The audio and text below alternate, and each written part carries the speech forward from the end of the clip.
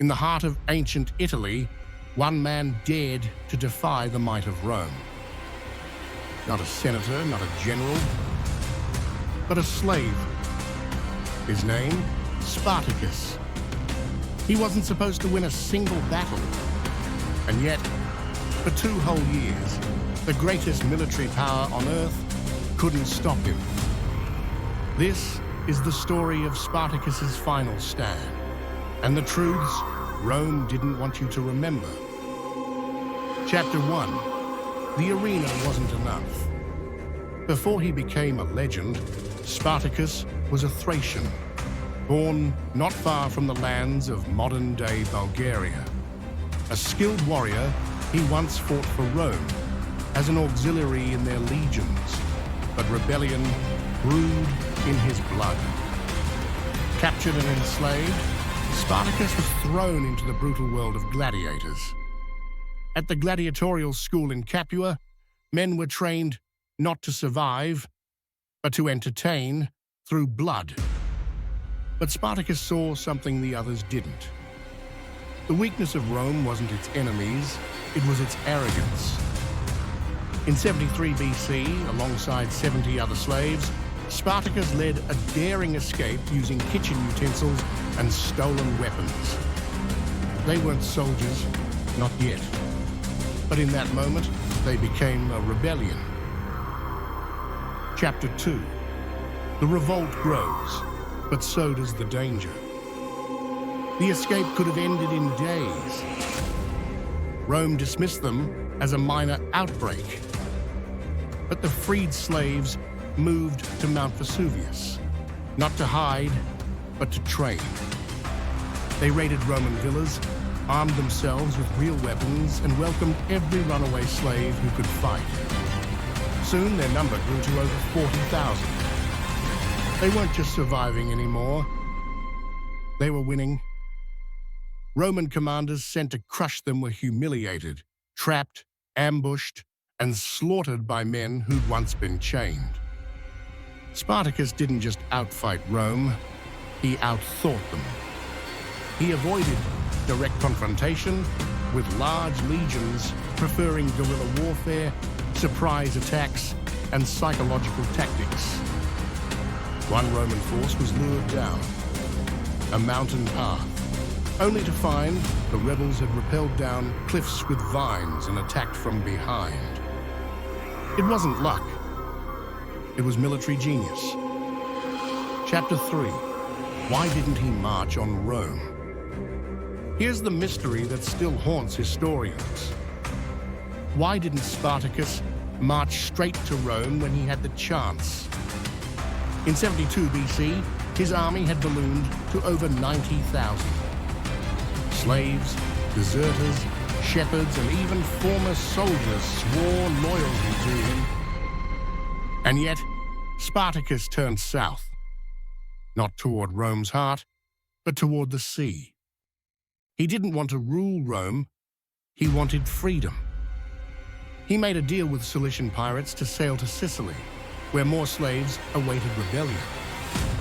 But the pirates betrayed him, took his gold, left him stranded.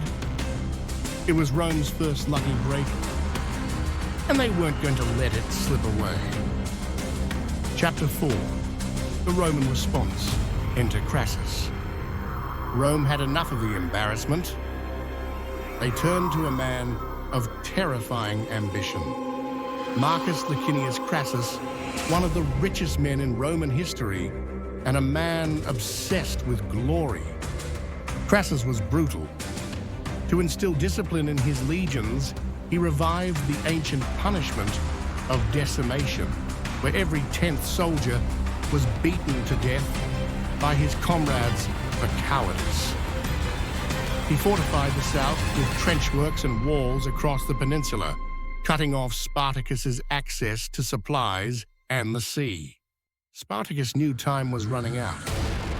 He tried to break north again, desperate to escape Italy. But Crassus wasn't chasing anymore. He was trapping. Chapter 5. The final stand at the Silarus River. It was 71 BC. The rebels were cornered near the Silurus River, outnumbered, surrounded. And yet, Spartacus chose to fight. Not hide, not flee, but to charge. He rode into battle like a thunderbolt, straight toward Crassus himself. They say he killed 2 centurions before being overwhelmed. Spartacus's body was never found. Rome feared he might rise again. So they claimed every corpse was his. But it was no victory parade. Over 6,000 rebel slaves were crucified along the Appian Way from Capua to Rome as a bloody message to the world. This is what happens when you challenge Rome. Chapter 6. What Rome didn't want you to know. Rome painted Spartacus as a savage, a threat to civilization, a nameless rebel leader crushed under Roman power. But history tells a different story. Spartacus didn't fight to destroy Rome. He fought to free the oppressed.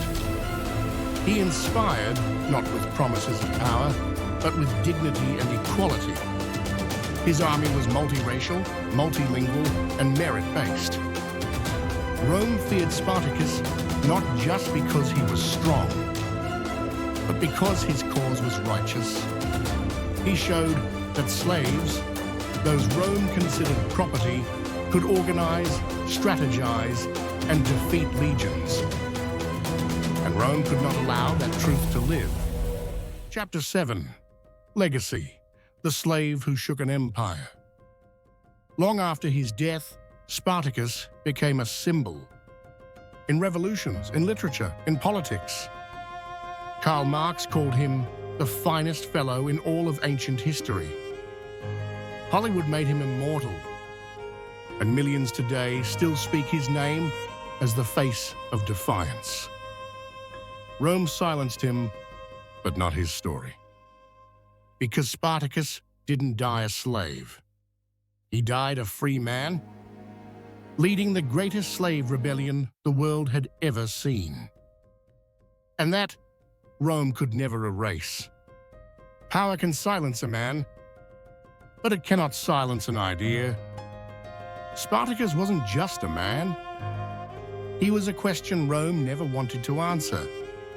What if freedom wasn't granted, but taken back? Don't forget to hit that subscribe button. Tap the bell so you won't miss our next deep dive into history's hidden corners. And leave a comment. What do you think was Spartacus's greatest legacy? Until next time, stay curious, stay bold, and never stop questioning the past.